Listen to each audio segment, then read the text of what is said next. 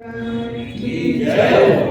आज हम प्रचेतागण और भगवान रुद्र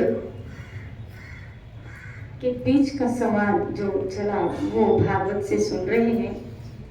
यहाँ प्रचेतागण जब बहुत तप करते हैं और उस तप के प्रभाव से नारद के उपदेश से जब वो तप करते हैं तब उन्हें भगवान शिव की साक्षात्कार होते हैं और भगवान शिव जो प्राचीन बरही के पुत्र प्रचेतागण है उनको जो उपदेश देते हैं, आज वही उपदेश हम सुन रहे हैं कि देखो भगवान हमसे क्या चाहते हैं। और ये भागवत है। भागवत का जो धर्म है या भागवत का जो निर्माण है वो श्री हरि के द्वारा ही हुआ है और इस रहस्य को खाली 12 महाजन जानते हैं। इसलिए मनुष्य देवता किन्नर ये सब बात नहीं जान पाएंगे। ये 12 महाजन, आप देखो जो हम संवाद चल रहा है यमदूत और यमराज का, ये भी 12 महाजनों के द्वारा यमराज स्वयं एक है जो भागवत धर्म का उपदेश कर रहे। और शिव तो, भगवान शिव तो, भोले बाबा तो सब वैष्णव में सर्वश्रेष्ठ वैष्णव, सर्वश्रेष्ठ। लेकिन वो क्या कह रहे हैं, आइए आज वो सुनते हैं। श्री महादेव जी बोले, भागवत 4 स्कंद 24वां अध्याय श्लोक नंबर 27। महादेव जी बोले, तुम लोग राजा प्राचीन बरही के पुत्र हो, तुम्हारा कल्याण हो। तुम जो करना चाहते हो मुझे मालूम है। तुम लोगों पर कृपा करने के लिए ही मैं इस प्रकार तुमको दर्शन दे रहा हूं। जो व्यक्ति अव्यक्त प्रकृति और जीव संज्ञक पुरुष इन दोनों के नियामक भगवान वासुदेव की साक्षात शरण लेता है वह मुझे परम प्रिय है।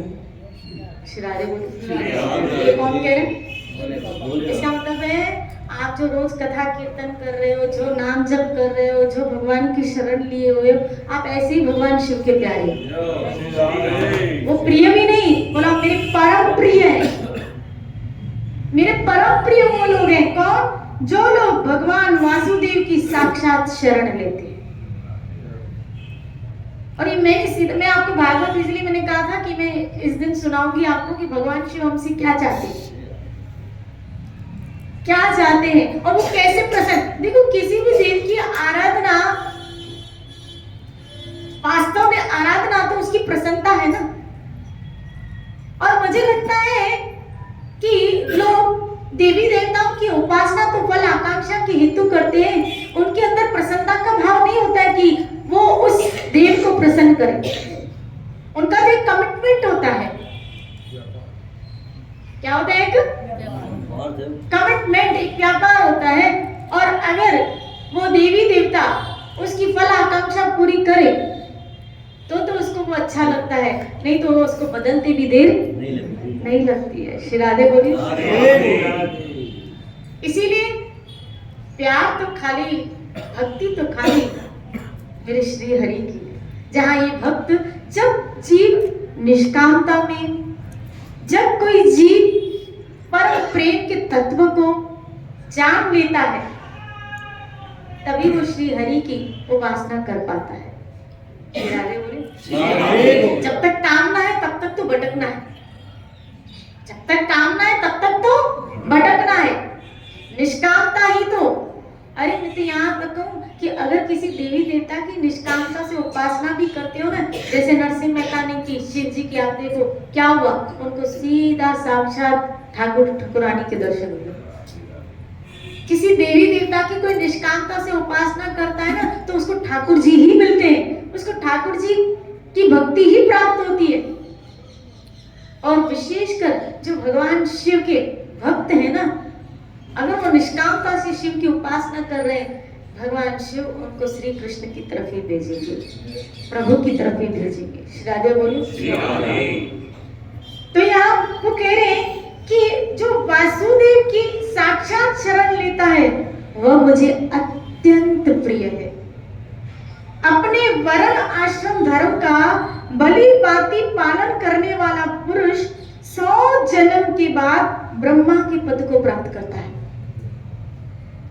जो जो वर्ण और जो जो आश्रम, जैसे आप गृहस्थ में, कोई वानप्रस्थ में, कोई ब्रह्मचारी आदि आदि, जिस जिस वर्ण और जिस जिस आश्रम में हमारा जन्म हुआ और उसको 100 जन्म तक प्रॉपर फॉलो करते रहो, निभाते रहो अच्छी तरह, कोई त्रुटि ना हो, कोई अपराध ना हो, तो कोई गलती ना हो। इसीलिए ब्रह्मा की पोस्ट किसको मिलती है? जो इस लोक में सबसे पवित्र और सबसे श्रेष्ठ जो जीव होता है, उसको ये पोस्ट मिलती है। श्री राधे बोली।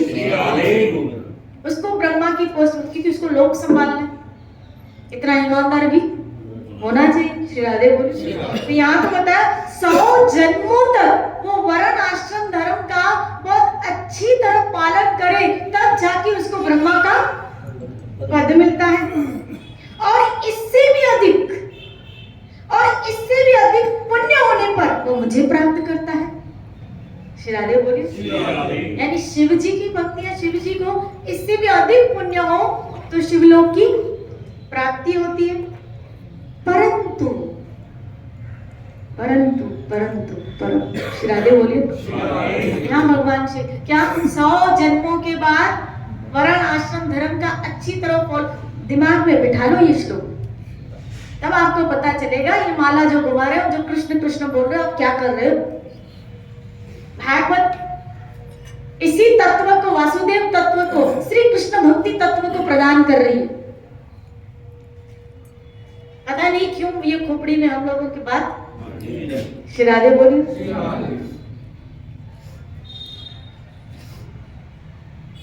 इसलिए आज शिवरात्रि के दिन कम से कम भगवान शिव का कहना मान लो। श्री राधे बोली। वो आपसे राजी हो जाएंगे।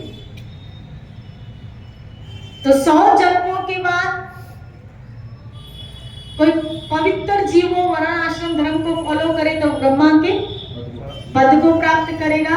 और 100 जन्मों तक उसने वर्ण आश्रम धर्म को फॉलो किया, लेकिन उससे भी अधिक उसमें अगर उन्हें पुण्य किए, वर्ण आश्रम धर्म को फॉलो तो किया, लेकिन इससे भी अधिक, जैसे दान तपस्या व्रत आदि कुछ पुण्य इससे भी अधिक किए, तो ज्यादा से ज्यादा उसको कैलाश शिवलोक, वो कहते हैं भगवान शिव कह रहे वो मुझे प्राप्त करेगा। परंतु जो भगवान श्री कृष्ण का अनन्य भक्त है, वह तो मृत्यु के बाद सीधे भगवान विष्णु के उस सर्प प्रपंच आदि परम पद को प्राप्त कर लेता है। श्री राधे बोले। जिसे रुद्र रूप में स्थित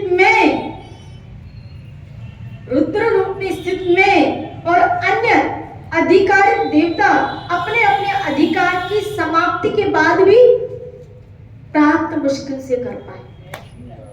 श्री राधे बोले। तो हो गई। श्री राधे बोले। आप देखो, अगर ब्रह्मा जी उनकी आयु को कैलकुलेशन करें तो उनकी आयु भागवत ग्रंथों के अनुसार 100 वर्ष की बताई गई। कितनी? यहाँ के नहीं, उनका एक दिन ही, जैसे हम बताते हैं, उनका एक दिन 1000 बार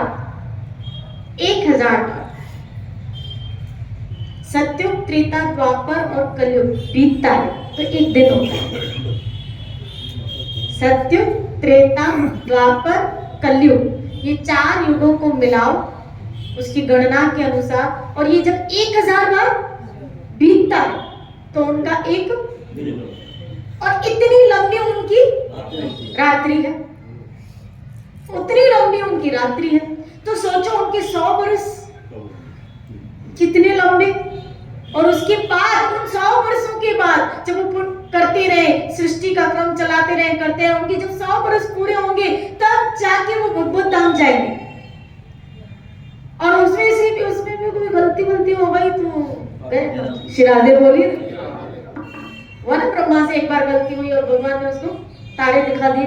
श्री राधे बोली। बोलो ना श्री राधे। तो उसके 100 वर्ष जब पूरे हो उनकी गणना के अनुसार, ऐसे कई ग्रंथों में आया कि स्वर्ग में भी कई देवताओं से कई त्रुटियां हुई जैसे कुबेर के पुत्र नल कुबेर और मणिग्रीव, और उनको आना पड़ा था नीचे, उनको यहाँ नीचे आना पड़ा था। श्री राधे बोली। लेकिन यहाँ भगवान का भक्त जो अनन्य भक्त है, यहाँ हमारी आयु कितनी 40, 50, 60, 70, 80, 90, ज्यादा से ज्यादा तीर मारा तो 100, वो तो बहुत हो गया। और यहाँ के 100 वर्ष तो 50 वर्ष तो देखो ऐसे ही निकल गए, 40-50 वर्ष तो ऐसे निकल गए हैं जैसे अभी आंख खोली हो हमने, और अभी दुनिया। श्री राधे बोली। तो बाकी 30-40 वर्ष भी निकल जाएंगे। श्री राधे बोली। इसका मतलब है यहाँ छोटे से पीरियड में अगर आप कृष्ण की भक्ति कर लो तो एक परम पद को प्राप्त कर लोगे, छोटे से अवसर में। इसीलिए तो मनुष्य जन्म की सार्थकता इसी में बताई गई कि इसे हरि भक्ति की जाए। इसकी उपलब्धि तो देखो, जो ब्रह्मा को न प्राप्त हो, जो शिव जी कह रहे हैं कि हमें भी हमारी आयु हमारे जब समाप्त हो तब जाके वो हमें पद मिले, लेकिन हमें तो 40, 50, 60, 70 वर्ष में अगर हम यहाँ भक्ति करें। यहाँ तो कहा गया, गीता में कृष्ण कह रहे मृत्यु के खाली अंत समय में भी, जीवन के अंत समय में भी जो इस ज्ञान की नौका में बैठ जाता है वो पार हो जाता है। कितनी बड़ी बात है, आप सोचिए जरा, हमारे लिए भगवान ने कितने रास्ते खोल दिए। श्री राधे बोलिए। और अगर अब भी हम भक्ति ना करें, अब भी हम भगवान की शरण ना लें, तो हमने कितने बड़े अवसर को खो देंगे हम। यहाँ इस जगत में हर एक व्यक्ति एक बहुत बड़ा पद चाहता है, बहुत नेम फेम चाहता है, बहुत रूप अपना सुंदरता प्राप्त करना चाहता है। मैं अभी एक श्लोक यहाँ 6ठे स्कंद में यमदूतों का एक श्लोक पढ़ रही थी, तो इसमें यमराज कह रहे हैं कि जो भगवान का भक्त है, जो भगवान की शरण लेता है, जो भगवान का भक्त है, जो भगवान की शरण में आया, वो भागवत धर्म के रहस्य को जान लेता है, और जैसे जैसे वो इस रहस्य की गहराई में जाता है तब वो भगवत स्वरूप बन जाता है। यानी वो व्यक्ति, वो जीव, यानी वो नर नारायण का स्वरूप प्राप्त कर लेता है। वो जीव भागवती स्वरूप, भगवत स्वरूप को प्राप्त कर लेता है। यानी जैसी सुंदरता मेरे ठाकुर जी में है, जैसा आकर्षण मेरे ठाकुर जी में है, ऐसा आकर्षण उस जीव में आ जाता है। इसीलिए तो संत हमें अपनी ओर खींचते हैं। श्री राधे बोली। देखो उनकी वाणी हमें अपनी ओर खींचती है, वो हमें खींचते हैं। वो नहीं खींच रहे हैं क्योंकि इस जड़ शरीर में क्या हार्ड मास है, वो नहीं खींच रहे हैं। कौन खींच रहा है? उनके अंदर जो कृष्ण प्रकट हुआ है ना, वो हमें खींच रहा है। श्री राधे बोले। उनके अंदर जो ठाकुर प्रकट हो चुका है ना, क्योंकि ठाकुर का काम है खींचना। ठाकुर सबको अपनी ओर खींचता है। जिस घट में परमात्मा प्रकट हो जाता है, वो जीव आनंद स्वरूप, जगत के हित स्वरूप, सबका हित करने वाला, उसमें सब भागवती गुण आ जाते हैं। उसमें नम्रता आ जाएगी, उसमें दया भाव आ जाएगा, वो आनंद में रहेगा। इसलिए जब हम उसके साथ रहते तो हमें भी क्या आता है, हम क्यों संतों के पास आते अपने दुख भूल जाते। ऐसे कई संतों के जीवन में देखा गया कि उनके जीवन में खुद कष्ट है, उनके शरीर के में खुद कष्ट है, लेकिन फिर भी वो आनंद में। और हम उनके पास आते हैं तो वो अपने दुख भूल के क्या, जब हम उनके पास आते हैं तो हम आनंदित हो जाते हैं। ऐसा क्यों? क्योंकि वो तो नहीं तो हम जैसे लोग तो जहाँ भी जाए अपने दुखड़े रहो, इधर दर्द है, उधर दर्द है, इधर दर्द है, क्या बताऊं कहाँ कहाँ दर्द है। सिरारे ये दवाई चालू है, ये दवाई चालू है। अरे किस डॉक्टर के पास में नहीं गए। और कोई खाली बीमारी होने दो अपन। शिरादे बोले। और जितने लोगों को बताओगे उतने इलाज। शिरादे बोले। जितने लोगों को हम बताएंगे उतने इलाज हमको मिलते फ्री में। अरे फ्री में भी चलो, दवाई के साथ कभी कभी लो मैं तेरे लिए लेके आई, ये लेना। शिरादे बोले। मेरे पास तो कभी कभी ऐसी दवाइयाँ कभी कुछ हो जाए ना तो इसे जमा हो जाती है। मैं सोचती हूँ कौन सी लूँ, सबका एक्सपेरिमेंट करूँ।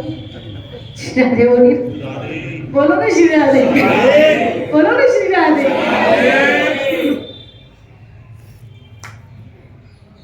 सोचो, उनको भगवान अपना रूप दे देते हैं। आप भजन में तो लगो, आप प्रभु भक्ति में तो लगो। यहाँ भगवान श्री कितनी बड़ी बात कह गए, क्या कि वो लोग जो भगवान श्री हरि की अनन्य भक्ति करते हैं, श्री कृष्ण की अनन्य भक्ति कर रहे हैं, वो परम पद को सहजता में प्राप्त कर लेंगे। श्री राधे बोलिए। तुम लोग भगवत भक्त होने के नाते, किसको कह रही है भगवान शिव? प्रचेता का, कि तुम भगवान की भक्त हो। हालांकि ये जो उपासना कर रहे थे ना, भगवान को पाने के लिए उपासना कर रहे थे और भगवान शिव के सहज में दर्शन हो। इसका मतलब है जो प्रभु भक्ति में लग जाते हैं ना, उसमें देवी देवताओं की ऐसे ही कृपा बरस जाती है। श्री राधे बोले। तुम लोग भगवान भक्त होने के नाते मुझे भगवान के समान ही प्रिय हो। श्री राधे बोले। जैसे मुझे भगवान प्यारे है ना, ऐसे तुम लोग मुझे प्यारे हो। क्यों? क्योंकि तुम भगवान के। वाह, श्री राधे बोले। मुझे तो लगता है कोई शिव की उपासना कर रहा है, मतलब उनको आज बेलपत्र ये सब चढ़ाएगा, शिव जी के मंदिर में जाएगा। तारकेश्वर में आज आपको किसी शिव के मंदिर में आपको जगह, लेकिन वो जरूरी नहीं भगवान शिव उनसे प्यार करे। यहाँ भगवान शिव बता रहे मैं किनसे प्यार करता हूँ। भाई मैं किससे प्यार करती हूँ तो मैं ही बता सकती हूँ, इसी तरह भगवान शिव किससे करे तो वो ही बता सकते हैं। और वो इस भागवत में बता रहे हैं कि मैं किससे करता हूँ। जो भगवान के भक्त है ना, मैं उनसे प्यार करता हूँ, वो मुझे प्यारे। श्री राधे बोले। तो ये तो वही बताएंगे ना कि मैं किससे प्यार। इसका मतलब है अगर आप हरि भक्ति कर रहे हैं तो आप भगवान शिव की प्यारे बन गए, भगवान शिव की प्यारे बन। और मुझे लगता है अगर आप शिव जी के मंदिर में आज जाओगे ना तो शिव जी की नजर पहले आप पे पड़ेगी कि हरि के प्यारे आए। मेरे पास हरि के प्यारे लोग आए। श्री राधे बोलिए। और तो यहाँ तो प्रचिता गणों ने बुलाया भी नहीं था शिव को। जैसे और कौन थे इसी भागवत में आया, मार्कंडेय ऋषि। आप देखो मार्कंडेय ऋषि की कथा है कि वो भी जब भजन में लगे हैं तो भगवान शिव उनके दर्शन करने आएंगे। मार्कंडेय ऋषि। श्री राधे। तो मुझे तो लगता है जो हरि भक्ति कर रहा है ना, उसको कहीं जाने की जरूरत नहीं, अपनी हरि निष्ठा में रहे तो भगवान शिव खुद उसके दर्शन कर देंगे। मार्कंडेय ऋषि के पास खुद चल के कि ऐसे जो निष्काम सेवक है प्रभु के, तभी तो कहा तीर्थ उनकी आस करे, बाल अवस्था में भक्ति करे, जग से रहे उदास। तीर्थ उनकी आस करे, कब आवे हरि को दास, कब आवे हरि को दास। तीर्थ भी तड़पते रहते हैं, वो वेट करते रहते हैं, इंतजार करते रहते हैं हरि के प्यारों का कि कब आएंगे। गंगा यमुना आदि नदियां, नर्मदा आदि नदियां क्या कि कब हमें पवित्र करने आ जाएंगे। श्री राधे बोलिए। ये वरदान इन नदियों को, जैसे गंगा को भागीरथी ने दिया था, क्योंकि गंगा जब नीचे नहीं आ रही थी, बोला नहीं नहीं ये पापी लोग मुझे पाप चढ़ा के मेरे मन को दूषित कर देंगे तो मैं नीचे नहीं आऊंगी। तो भागीरथी ने कहा माँ आप चिंता मत करो, आप चलो मेरे साथ।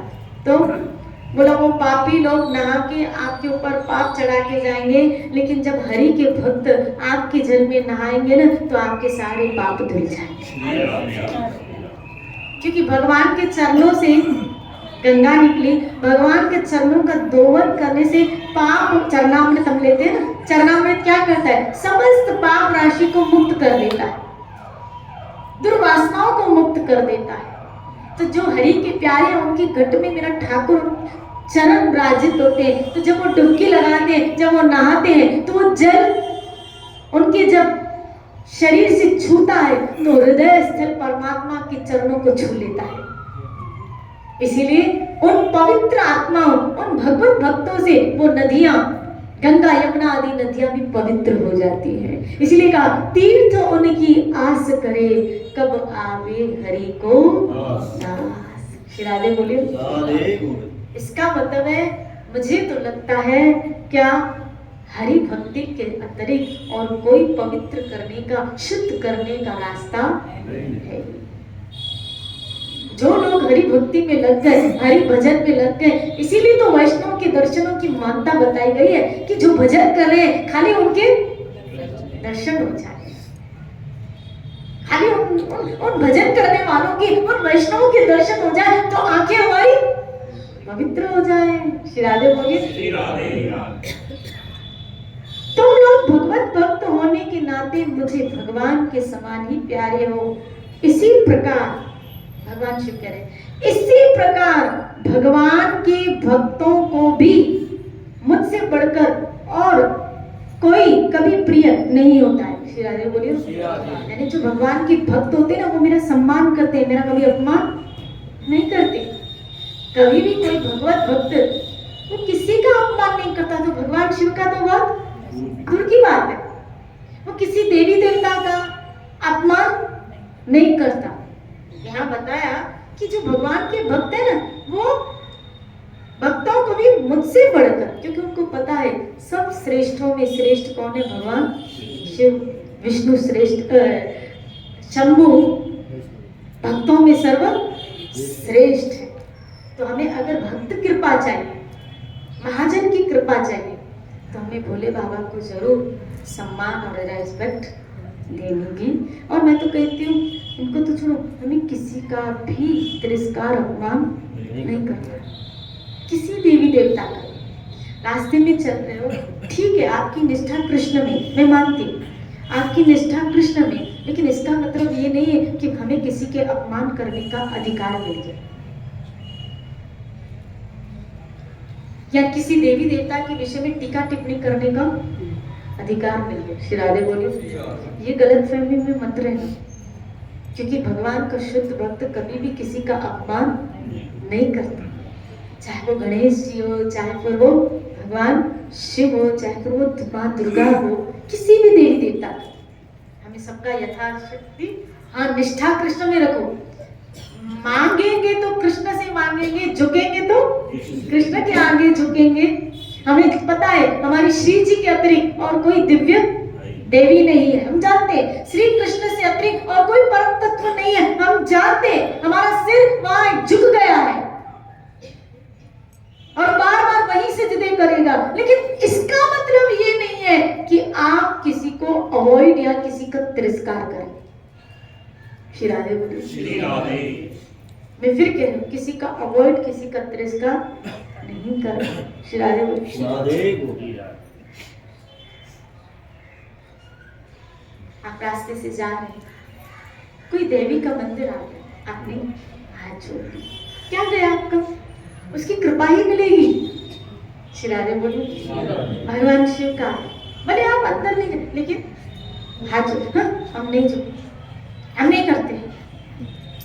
ये मार पड़ेगी, फटकार पड़ेगी। श्री राधे बोलिए। रामचरितमानस में श्री राम जी ने भी ये कहा है कि जो द्रोही होगा शिव जी का, वो मेरा द्रोही। हाँ, ऐसा हमें कभी भी, मैं तो कहती हूँ शिव जी के, हमें किसी का भी तिरस्कार नहीं करना। कृपालु, सबसे क्या लो, हम दीन बने। ये दरबार दीनों को, ये दरबार दीन का है। यहाँ दीन ठाकुर को प्रिय है। ऐसे तो देखो कौन थे वो जिन्होंने अम्बरीश महाराज को श्राप दिया, दुर्वासा थे, वो कृत्या छोड़ी थी, बड़े तपस्वी थे, लेकिन क्या हुआ?